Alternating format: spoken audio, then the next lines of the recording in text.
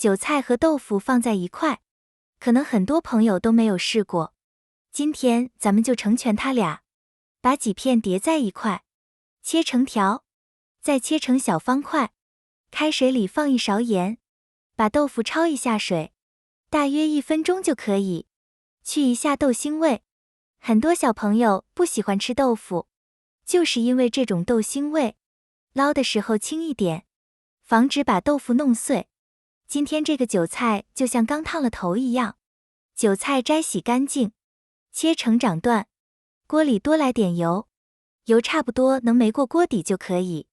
油热以后把豆腐下锅，刚下锅不要翻动，底部定型以后再翻，用小火把豆腐煎到两面金黄，像这样就可以了。煎好以后先把它盛出来。现在准备点蒜末，小米椒切断。现在调个料汁，2勺生抽，大半勺素蚝油，少放点盐，胡椒粉，1小勺白糖，加点清水搅匀。刚才煎豆腐的锅不要刷，再少放点油。油热以后放入蒜末和红椒炒香，下入煎好的豆腐，先把豆腐翻炒1分钟，倒入调好的料汁，料汁熬开以后，放入韭菜翻炒1分钟就可以出锅。好看又好吃的酒香豆腐。